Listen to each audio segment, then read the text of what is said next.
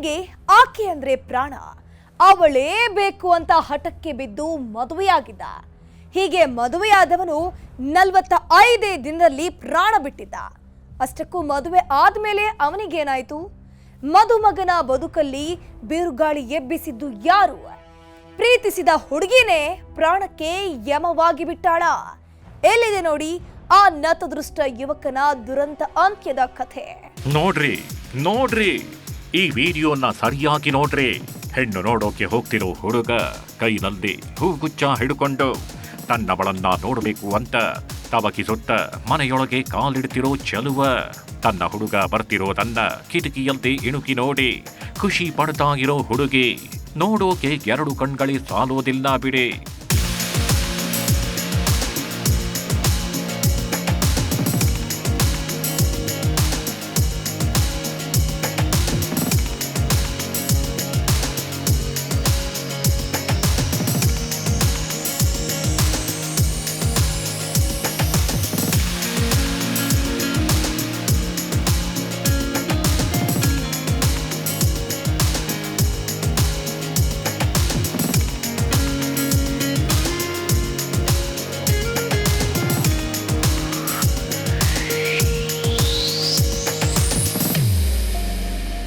ಹೆಣ್ಣು ನೋಡೋ ಶಾಸ್ತ್ರ ಆಗಿದು.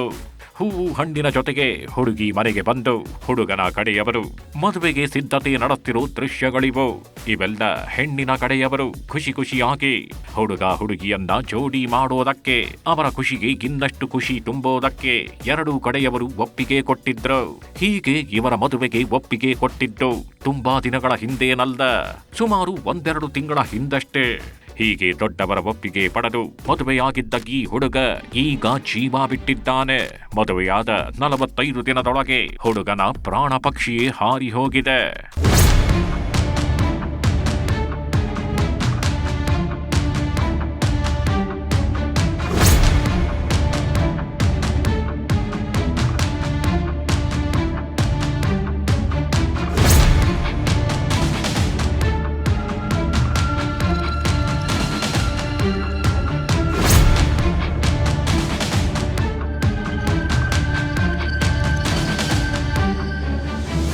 ಸುದೀಪ್ ಶೆಟ್ಟಿ.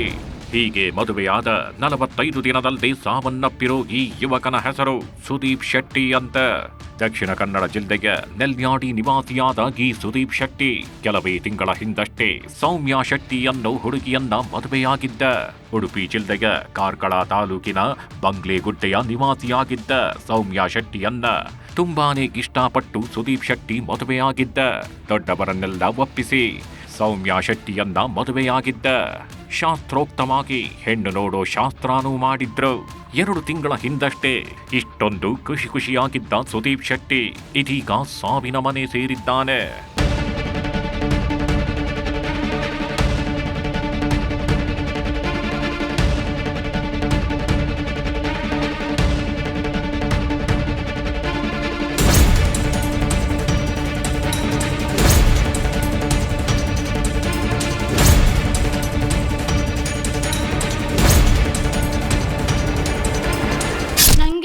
ಲಾಸ್ಟ್ ಫೆಬ್ರಿಂದ ಕಾಂಟ್ಯಾಕ್ಟ್ ಮಾಡ್ತಾ ಇದ್ದಾರೆ ಫೇಸ್ಬುಕ್ ಇನ್ಸ್ಟಾದಲ್ಲಿ. ನಾನು ನೋಡಲ್ಲ 1 ವರ್ಷದ ಹಿಂದಿಂದ, ಬಟ್ ನಾನು ಅದನ್ನು ನೋಡಲಿಲ್ಲ. ಅಂದರೆ ರಿಕ್ವೆಸ್ಟ್ ಇಷ್ಟು ಮೆಸೇಜ್ ನಾನು ನೋಡ್ಲಿಕ್ಕೆ ಹೋಗೋದಿಲ್ಲ, ಕಾಂಟ್ಯಾಕ್ಟ್ ಇದ್ದರೆ ಮಾತ್ರ, ಪರಿಚಯ ಇದ್ದರೆ.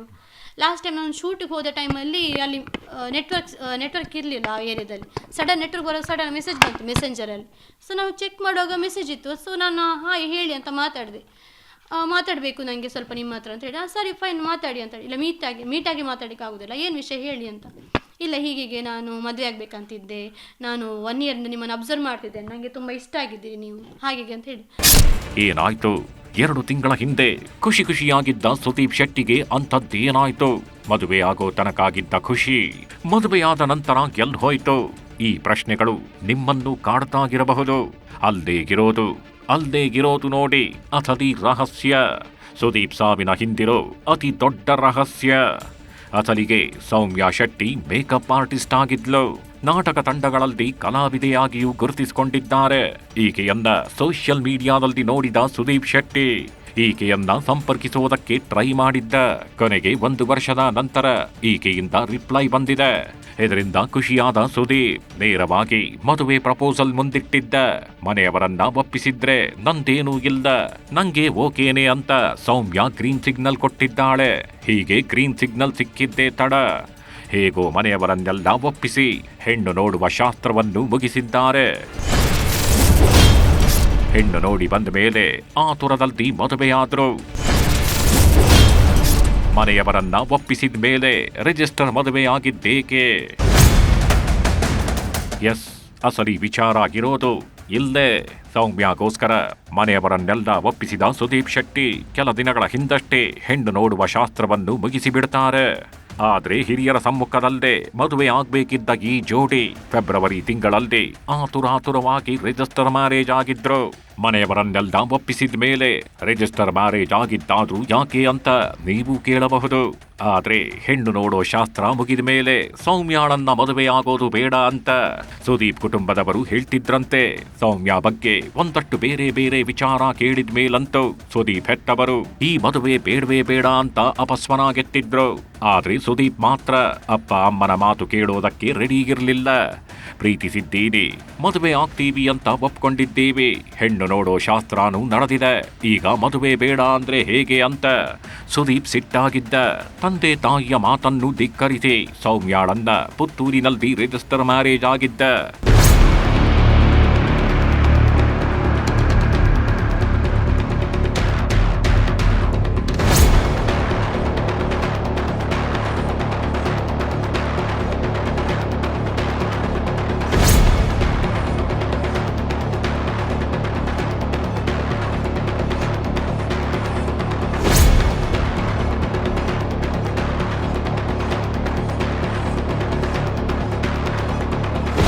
ಇನ್ನು ರಿಜಿಸ್ಟರ್ ಮದುವೆ ಆಗಿದ್ದ ಸುದೀಪ್ ಉಡುಪಿಯ ಕಾರ್ಕಳದಲ್ಲಿರುವ ಸೌಮ್ಯಾಳ ಮನೆಯಲ್ಲಿ ಸ್ವಲ್ಪ ದಿನ ಆಗಿದ್ದ. ನಂತರ ಸ್ವಲ್ಪ ದಿನ ಆದಮೇಲೆ ಸುದೀಪ್ ತನ್ನ ಸ್ವಂತ ಮನೆಗೆ ವಾಪಸ್ ಹೋಗಿದ್ದ. ಆಗ ದಿಢೀರಂತ ಸುದೀಪ್ ಮೊಬೈಲ್ ಸ್ವಿಚ್ ಆಫ್ ಆಗಿತ್ತು. ತನ್ನ ಗಂಡನಿಗೆ ಏನಾಯ್ತು ಅಂತ ಯೋಚನೆಯಲ್ಲಿದ್ದ ಸೌಮ್ಯಾಳಿಗೆ ತನ್ನ ಗಂಡ ಸುದೀಪ್ ಅದೊಂದು ದಿನ ಕಾರ್ಕಳದಲ್ಲಿ ತನ್ನ ತಾಯಿ ಜೊತೆ ಕಾರಲ್ಲಿ ಹೋಗ್ತಾಗಿದ್ದು ಕಣ್ಣಿಗೆ ಬಿದ್ದಿದೆ. ಈ ವೇಳೆ ನಡು ರಸ್ತೆಯಲ್ಲೇ ದೊಡ್ಡ ಹೈಡ್ರಾಮಾ ನಡೆದಿದೆ. ಹೆಂಡತಿ ಮನೆಗೆ ಬಂದ ಸುದೀಪ್ ದೇಹ ಸೇರಿತ್ತು ಕಾರ್ಕೋಟಕ ವಿಷ. ಇನ್ನು ರಸ್ತೆಯಲ್ಲಿ ಗಲಾಟೆಯಾದ ಬಳಿಕ ಸುದೀಪ್ ಕಾರ್ಕಳದಲ್ಲಿರೋ ಪತ್ನಿ ಮನೆಗೆ ವಾಪಸ್ ಬಂದಿದ್ದ. ಆದರೆ ಮರುದಿನವೇ ತನಗೆ ವಿಪರೀತ ಹೊಟ್ಟೆ ನೋವು ಅಂತ ನರಳಾಡಿ ಆಸ್ಪತ್ರೆಗೆ ದಾಖಲಾಗಿದ್ದ. ಆಗ್ಲೇ ನೋಡಿ ಗೊತ್ತಾಗಿದ್ದು ಆತನ ದೇಹದಲ್ಲಿ ವಿಷ ಸೇರಿತ್ತು ಅನ್ನೋದು. ಹೆಂಡತಿಯ ಮನೆಗೆ ಹೋಗಿದ್ದ ಸುದೀಪ್ ದೇಹದಲ್ಲಿ ವಿಷ ಸೇರಿದೆ, ಆತ ಆಸ್ಪತ್ರೆಗೆ ದಾಖಲಾಗಿದ್ದಾನೆ ಅಂತ ತಿಳಿದ ಕೂಡಲೇ ಸುದೀಪ್ ಕುಟುಂಬದವರು ಓಡೋಡಿ ಬಂದಿದ್ರು. ಮಗನನ್ನ ಹೆಚ್ಚಿನ ಚಿಕಿತ್ಸೆಗಾಗಿ ಮಂಗಳೂರಿನ ಎನೆಪೋಯ ಆಸ್ಪತ್ರೆಗೆ ದಾಖಲಿಸಿದ್ರು. ಆದ್ರೆ ಚಿಕಿತ್ಸೆ ಫಲಿಸದೆ ಸುದೀಪ್ ಕೊನೆಯುಸಿರೆಳೆದಿದ್ದಾನೆ. ಬರೋಬ್ಬರಿ 4 ದಿನಗಳ ಕಾಲ ನರಳಿ ಸುದೀಪ್ ಪ್ರಾಣ ಬಿಟ್ಟಿದ್ದಾನೆ. ಅದು 17ನೇ ಫೆಬ್ರವರಿ 2026 ಪುತ್ತೂರಿನಲ್ಲಿ ಸುದೀಪ್ ಹಾಗೂ ಸೌಮ್ಯ ರಿಜಿಸ್ಟರ್ ಮ್ಯಾರೇಜ್ ಆಗಿದ್ರು. 22 ಮಾರ್ಚ್ 2026 ಸುದೀಪ್ ಹೊಟ್ಟೆಗೆ ಸೇರಿತ್ತು ವಿಷ. 23 ಮಾರ್ಚ್ 2026 ಸುದೀಪ್ ನನ್ನ ಆಸ್ಪತ್ರೆಗೆ ದಾಖಲಿಸಿದ್ರು. 24 ಮಾರ್ಚ್ 2026 ಮಂಗಳೂರಿನ ಎನೆಪೋಯ ಆಸ್ಪತ್ರೆಗೆ ಸುದೀಪ್ ನನ್ನ ಶಿಫ್ಟ್ ಮಾಡಲಾಗಿತ್ತು. ಇನ್ನು 29 ಮಾರ್ಚ್ 2026 ಚಿಕಿತ್ಸೆ ಫಲಕಾರಿಯಾಗದೆ ಸುದೀಪ್ ಸಾವನ್ನಪ್ತಾನೆ. ಇನ್ನು ಸುದೀಪ್ ಸಾವಿಗೆ ಸೊಸೆಯ ಪ್ರಚೋದನೆಯೇ ಕಾರಣ ಅಂತ ಮಾವ ದಾಮೋದರ್ ಆಕ್ರೋಶ ವ್ಯಕ್ತಪಡಿಸುತ್ತಿದ್ದಾರೆ. ಕಾರ್ಕಳ ಠಾಣೆಯಲ್ಲಿ ಸೊಸೆ ಸೌಮ್ಯ ವಿರುದ್ಧ ದೂರು ದಾಖಲಿಸಿದ್ದಾರೆ. ಸೌಮ್ಯಾಗೆ ಮೊದಲೇ 2 ಬಾರಿ ಮದುವೆಯಾಗಿದ್ದು ಅನೇಕ ಯುವಕರ ಜೊತೆ ಆಕೆಗೆ ನಂಟಿದೆ. ನಮ್ಮ ಮಗನಿಗೆ ಮಾನಸಿಕವಾಗಿ ಚಿತ್ರಹಿಂಸೆ ನೀಡಿ ಈಕೆಯೇ ಖುದ್ದಾಗಿ ವಿಷಪ್ರಾಶಾನ ಮಾಡಿದ್ದಾಳೆ ಅಂತ ಸುದೀಪ್ ತಂದೆ ದಾಮೋದರ್ ರಚ್ಚಿಗೆದ್ದಿದ್ದಾರೆ. ನಮ್ಮಿಂದ ಮಗನನ್ನು ಶಾಶ್ವತವಾಗಿ ದೂರ ಮಾಡಿದಾಗಿ ಸೌಮ್ಯಾಗೆ ಕಠಿಣ ಶಿಕ್ಷೆ ಆಗ್ಲಿ ಅಂತ ಹೇಳ್ತಿದ್ದಾರೆ. 19ನೇ ವಯಸ್ಸಲ್ಲದೆ ಮದುವೆ, ಮೊದಲ ಗಂಡನಿಗೆ ಡಿವೋರ್ಸ್. ಎಸ್, ಸೌಮ್ಯಾಗೆ 19ನೇ ವಯಸ್ಸಿನಲ್ಲೇ ಮೊದಲ ಬಾರಿಗೆ ಮದುವೆಯಾಗಿತ್ತು. ಮೊದಲ ಗಂಡನಿಗೆ ಡಿವೋರ್ಸ್ ನೀಡಿ ಬಳಿಕ ಒಂಟಿಯಾಗಿದ್ದಳು. ನಂತರ ಮತ್ತೊಬ್ಬನ ಜೊತೆ ಸಂಘ ಬೆಳೆಸ್ತಾಳೆ. ಅವನಿಗೂ ಕೈಕೊಟ್ಟು ಸುದೀಪ್ ಬೆನ್ನು ಬಿದ್ದಿದ್ದಾಳೆ. ಬ್ಯೂಟಿಷಿಯನ್ ಹಾಗೂ ನಾಟಕದ ಕಲಾವಿದೆ ಆಗಿರೋ ಈಕೆ ಅನೇಕ ಯುವಕರಿಗೆ ಬಲೆ ಬೀಸಿದ್ಲು. ತನ್ನ ಸೌಂದರ್ಯದ ಮೂಲಕ ಯುವಕರನ್ನ ಆಕರ್ಷಿಸಿ ಬಳಿಕ ಹಣ ಪೀಕುವ ದಂಧೆ ಮಾಡ್ತಿದ್ಲು. ಆ ಬಲೆಯಲ್ಲಿ ಸುದೀಪ್ ಸಿಲುಕಿಬಿಟ್ಟ ಅನ್ನೋದು ಸುದೀಪ್ ಕುಟುಂಬದವರ ಆರೋಪ. ಈ ಆರೋಪದ ನಡುವಲ್ಲದೆ ಮತ್ತೊಬ್ಬನ ಎಂಟ್ರಿ ಆಗಿದೆ. ನನಗೆ ಮೋಸ ಅಂತ ಹೇಳಿದರೆ ಆ್ಯಕ್ಚುಲಿ ಅವಳು ಮದುವೆ ಫಿಕ್ಸ್ ಆಗಿತ್ತು ನನ್ನ ಜೊತೆ.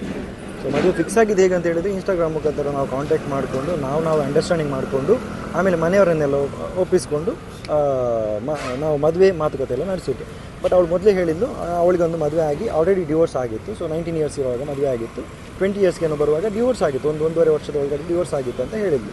ಸೊ ನಾನು ಯೋಚನೆ ಮಾಡಿದೆ, ಓಕೆ ಮಾಡ್ಬೋದಾ ಬೇಡ. ನನಗೆ ಪರ್ಸ್ನಲ್ ಆಗಿ ಓಕೆ ಅಂತ ಆಯಿತು. ಮನೆಯಲ್ಲಿ ಹೋಗಿ ಹೇಳಿದೆ, ಹೀಗೆ ಒಂದು ಪ್ರಪೋಸಲ್ ಇದೆ ಬಟ್ ಡಿವೋರ್ಸ್ ಆಗಿದೆ ಅಂತ. ಅದಕ್ಕೆ ನನ್ನ ಅಮ್ಮ ಹೇಳಿದರು, ಓಕೆ ಪರವಾಗಿಲ್ಲ, ಒಂದು ಪಾಪದ ಹುಡುಗಿಗೆ ಲೈಫ್ ಕೊಟ್ಟರೆ ಒಳ್ಳೆಯದೇ, ಪರವಾಗಿಲ್ಲ, ಆಗು, ನಿಮ್ಗೆ ಇಷ್ಟ ಇದ್ದರೆ ಆಗು. ಮದುವೆ ಅವಸರ ಕೂಡ ಇತ್ತು ಆ ಟೈಮಲ್ಲಿ.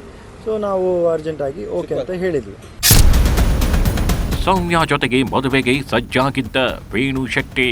ಆದ್ರೆ ಕೊನೆ ಘಳಿಗೆಯಲ್ಲಿ ಎಲ್ಲವೂ ಬದಲಾಗ್ಬಿಟ್ಟಿತ್ತು. ತಮ್ಮಿಬ್ಬರ ಫೋಟೋಗಳನ್ನ ತನ್ನ ಅಕೌಂಟ್ನಲ್ಲಿ ಶೇರ್ ಮಾಡಿದ್ದ ನಂತರ ವೇಣುಗೆ ಬೇರೆ ಬೇರೆ ನಂಬರ್ಗಳಿಂದ ಫೋನ್ಗಳು ಬರೋಕೆ ಶುರುವಾಗಿದ್ವು. ಫೋನ್ ಮಾಡಿದವರೆಲ್ಲ ಆಕೆ ಸರಿಯಿಲ್ಲ, ನಮಗೂ ಇದೇ ರೀತಿ ಮೋಸ ಮಾಡಿದ್ದಾಳೆ, ಆಕೆಗೆ ಈಗಾಗಲೇ 2 ಮದುವೆ ಆಗಿದೆ, ಹಣಕ್ಕಾಗಿ ಎಲ್ಲರಿಗೂ ಮೋಸ ಮಾಡ್ತಾಳೆ ಅಂತೆಲ್ಲ ಹೇಳಿದ್ರಂತೆ. ಕೆಲವೊಂದು ವಿಷಯ ಎಲ್ಲ ಸಿಗ್ತಾ ಹೋಯಿತು ನನಗೆ. ಅಂದರೆ ಇವಳು ನನ್ನ ಮ್ಯಾರೇಜ್ ಎಲ್ಲ ಫಿಕ್ಸ್ ಆದಮೇಲೆ ಅವಳಿಗೂ ಇನ್ನೊಂದು ಮದುವೆ ಆಗಿದೆ ಅಂತ ನನಗೆ ವಿಷಯ ಸಿಕ್ತು. ಸಂಜಯ್ ಅನ್ನುವಂಥವನು ಸೆಕೆಂಡ್ ಮ್ಯಾರೇಜ್ ಆದವನು. ಸೊ ಅವನ ಜೊತೆ 1.5 ವರ್ಷ ಎಲ್ಲ ಮುಲ್ಕಿಯಲ್ಲೆಲ್ಲೋ ಅವಳು ಲಿವಿಂಗ್ ರಿಲೇಷನ್ಶಿಪ್ಪಲ್ಲಿದ್ದು. ಮತ್ತು ಆಮೇಲೆ ಅವನು ಇವಳ ಟಾರ್ಚರ್ ತಡೀಲಿಕ್ಕಾಗದೆ ಇವಳು ಕೋಪ ಬಂದರೆ ಜಗಳ ಮಾಡ್ತಾಳೆ. ಬೆಳಿಗ್ಗೆ ಜಗಳ ಮಾಡಿದರೆ ನೆಕ್ಸ್ಟ್ ಮಾರ್ನಿಂಗ್ ತನಕ ಅದನ್ನು ಬಿಡೋದಿಲ್ಲ. ಹಿಡಿದಿಟ್ಬಿಟ್ಟು ಜಗಳ ಮಾಡಿ, ಎಲ್ಲಿಗೆ ಹೋಗೋಕ್ಕೆ ಬಿಡೋದಿಲ್ಲ, ಬೊಬ್ಬೆ ಹೊಡೆಯೋದು, ರೋಡಲ್ಲಿ ನಿಲ್ದಾಡೋದು, ಆ ಥರ ಸ್ವಲ್ಪ ಮಾನಸಿಕ ಅಸ್ವಸ್ಥತೆ ಥರ ಮಾತಾಡ್ತಾಳೆ. ಸೊ ಅದಾದ ನಂತರ ನನಗೆ ಇನ್ನೊಂದು ವಿಷಯ ಸಿಕ್ತು. ಅದಕ್ಕೆ ನಾನು ಹೇಳಿದೆ, ಬೇಡ, ನನಗೆ ಆಗೋದಿಲ್ಲ, ಮದುವೆ ಕಂಟಿನ್ಯೂ ಮಾಡಲಿಕ್ಕೆ ಆಗೋದಿಲ್ಲ, ಮದುವೆ ಬೇಡ ಅಂತ ಹೇಳಿ ಮಾಡಿದಾಗ ನನ್ನ ಜೊತೆ ಜಗಳ ಮಾಡಿದ್ರು. ನೀನು ಹೇಗೆ ಮದುವೆ ಆಗೋದಿಲ್ಲ ನಾನು ಕೂಡ ನೋಡ್ತೇನೆ, ಬಿಡೋದಿಲ್ಲ ನಿನ್ನನ್ನು, ನಿನಗೆ ಕಂಪ್ಲೇಂಟ್ ಮಾಡ್ತೇನೆ. ಕಂಪ್ಲೇಂಟ್ ಕೂಡ ಮಾಡಿದ್ಲು, ಬಟ್ ರಿಟರ್ನ್ ಅಲ್ಲ, 112ಗೆ ಕಾಲ್ ಮಾಡಿ ನನ್ನ ಮೇಲೆ ಕಂಪ್ಲೇಂಟ್ ಮಾಡಿದ್ಲು ಅವಳು. ಬಟ್ ಸ್ಟೇಷನ್ಗೆ ಹೋದ್ಮೇಲೆ ಕಾರ್ಕಳ ಪೊಲೀಸ್ ಸ್ಟೇಷನ್ ನಾನೇ ಹೋದೆ. ಬಟ್ ಅವಳ ಮೇಲೆ ಬೇರೆ ಕಂಪ್ಲೇಂಟ್ಸ್ ಎಲ್ಲ ಅಲ್ಲಿ ಆಲ್ರೆಡಿ ರಿಜಿಸ್ಟರ್ ಆಗಿದೆ. ಬೇರೆ ಕಂಪ್ಲೇಂಟ್ಸ್ ಕೂಡ ಇದೆ ಅವಳ ಹೆಸರಲ್ಲಿ. ಇನ್ನು ಫೋನ್ ಕರೆಗಳಿಂದ ಎಚ್ಚೆತ್ತುಕೊಂಡ ವೇಣು ಸೌಮ್ಯಾಳಿಂದ ದೂರವಾಗಿದ್ದ. ನಂತರ ಸುದೀಪ್ ಈಕೆಯ ಬಲೆಗೆ ಬಿದ್ದಿದ್ದಾನೆ. ಸೋಷಿಯಲ್ ಮೀಡಿಯಾದಲ್ಲಿ ಈಕೆಯ ಅಂದಕ್ಕೆ ಮಾರು ಹೋಗಿ ಮದುವೆಯ ಪ್ರಪೋಸಲ್ ಇಟ್ಟಿದ್ದಾನೆ. ಕೊನೆಗೆ ಹೆಣ್ಣು ನೋಡೋ ಶಾಸ್ತ್ರವೂ ಮುಗಿಸಿದ್ದಾನೆ. ಇಷ್ಟೆಲ್ಲ ಆದ ಮೇಲೆ ಸುದೀಪ್ ಪೋಷಕರಿಗೆ ಸೌಮ್ಯ ಬಗ್ಗೆ ಒಂದಷ್ಟು ವಿಚಾರಗಳು ಗೊತ್ತಾಗಿವೆ. ಹಿಂಗಾಗಿ ಮದುವೆ ಬೇಡ ಅಂತ ಸುದೀಪ್ ಪೋಷಕರು ಒತ್ತಡ ಹಾಕಿದ್ದಾರೆ. ಇದು ಗೊತ್ತಾದ ಮೇಲೆ ನಿಗೂಢವಾಗಿ ಮನೆಯವರಿಗೆ ಗೊತ್ತಿಲ್ಲದೆ ರಿಜಿಸ್ಟರ್ ಮ್ಯಾರೇಜ್ ಆಗಿದ್ದಾರೆ ಇಬ್ರು. ಮದುವೆಯಾದ ಕೆಲವೇ ದಿನಗಳಲ್ಲಿ ಸುದೀಪ್ ಸಾವಿಗೀಡಾಗಿದ್ದಾನೆ. ಆರೋಪಗಳ ಬಗ್ಗೆ ಮೌನ ಮುರಿದ ಸೌಮ್ಯ ಶೆಟ್ಟಿ ಏನಂದ್ರೂ ಗೊತ್ತ. ಇನ್ನು ಇಷ್ಟೆಲ್ಲ ಆರೋಪಗಳು ಕೇಳಿ ಬರ್ತಿದ್ದಂತೆ ಇತ್ತ ಸೌಮ್ಯ ಶೆಟ್ಟಿ ಕೂಡ ಮೌನ ಮುರಿದಿದ್ದಾರೆ. ತನ್ನ ಮೇಲಿನ ಎಲ್ಲ ಆರೋಪಗಳನ್ನ ಸಾರಾಸಗಟಾಗಿ ತಳ್ಳಿ ಹಾಕಿದ್ದಾರೆ. ಸುದೀಪ್ ಸಾವಿಗೆ ನಾನು ಖಂಡಿತ ಕಾರಣ ಅಲ್ಲ. ಸುದೀಪ್ ಸ್ವತಃ ತಾನಾಗಿಯೇ ವಿಷ ಸೇವಿಸಿರೋ ಬಗ್ಗೆ ಅನುಮಾನ ಆಗಿದೆ. ಯಾವ ಕಾರಣಕ್ಕೆ ಆತ ವಿಷ ಸೇವಿಸಿದ್ದಾರೆ ಅನ್ನೋದು ನನಗೂ ತಿಳಿದಿಲ್ಲ ಅಂತಿದ್ದಾರೆ ಸೌಮ್ಯ ಶೆಟ್ಟಿ.